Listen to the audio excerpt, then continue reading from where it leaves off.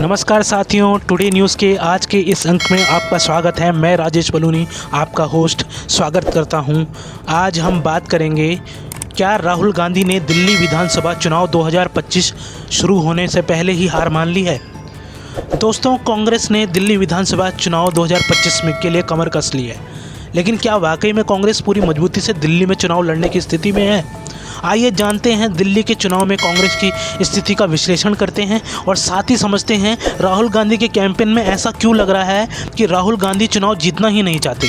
गौरतलब है कि पिछले कुछ सप्ताह पहले दिल्ली कांग्रेस के प्रमुख नेता अजय माकन ने एक प्रेस कॉन्फ्रेंस में कहा था कि अरविंद केजरीवाल एक एंटी नेशनल व्यक्ति है और इसके सबूत मैं बहुत जल्द दूंगा। उन्होंने कह तो दिया, लेकिन उसके बाद वो प्रेस कॉन्फ्रेंस नहीं हो पाई। अब सोचने वाली बात यह है कि शीर्ष नेतृत्व के बीच ऐसी क्या बात हुई थी। खबरें तो यहाँ तक मानी गई है कि इंडिया गठबंधन के दूसरे साथियों ने राहुल गांधी को फ़ोन करके कहा, या शीर्ष नेतृत्व को फ़ोन करके कहा कि कृपया करके अपने दिल्ली प्रदेश के नेताओं को इस तरह की बयानबाजी करने से रोकें, क्योंकि हम एक इंडी गठबंधन का हिस्सा है और अगर हम इस तरह से आपस में दिखाएंगे, एक दूसरे का विरोध करेंगे, तो जनता के बीच में अच्छा संदेश नहीं जाएगा। राहुल गांधी और शीर्ष नेतृत्व ने कुछ दिनों तक तो दिल्ली के प्रदेश के जितने भी नेता हैं, जो ज़मीनी नेता हैं, जैसे संदीप दीक्षित और अजय माकन को उन्होंने कहा कि चुप करने के, लेकिन हर बार ऐसा ज़रूरी नहीं है, क्योंकि कांग्रेस को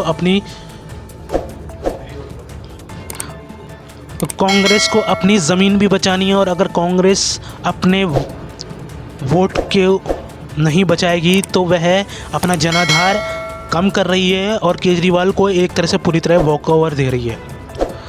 लेकिन अब ये देखने में आ रहा है कि कांग्रेस पार्टी धीरे धीरे हमलावर हो रही है।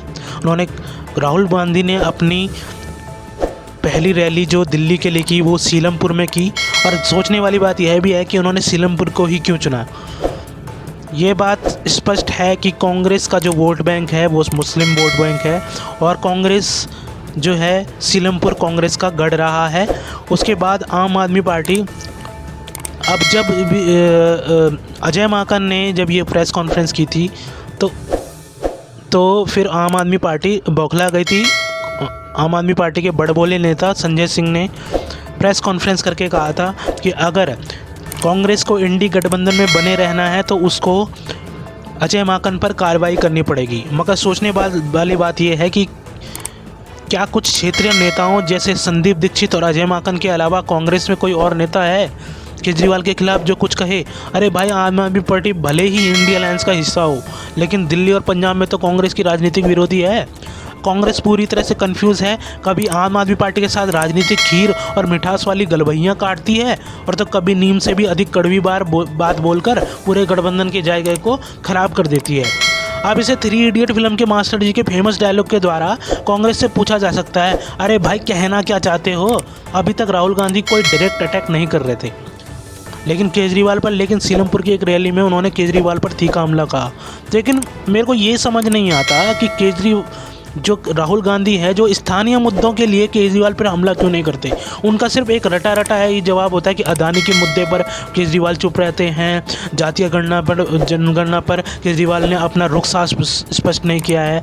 तो इस तरह का अगर रवैया रहा राहुल गांधी का, तो ऐसा लगता है कि वह दिल्ली का चुनाव जीतना ही नहीं चाहता।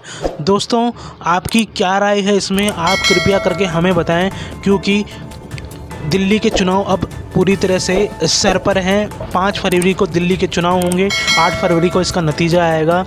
दोस्तों, इसी तरह की हम दिल्ली विधानसभा चुनाव और बहुत सारे विषयों पर अपने वीडियो लाते रहेंगे। अगर आपको हमारा चैनल के कंटेंट पसंद आते हैं तो कृपया करके चैनल को सब्सक्राइब कीजिए, लाइक कीजिए, कमेंट कीजिए और बेल आइकन दबाना ना भूलें। साथ ही साथ दोस्तों, हमारी कंपनी पेज इंडेक्स एक बहुत ही बेहतरीन web development, digital marketing, content writing और सोशल मीडिया ऑप्टिमाइजेशन की कंपनी है।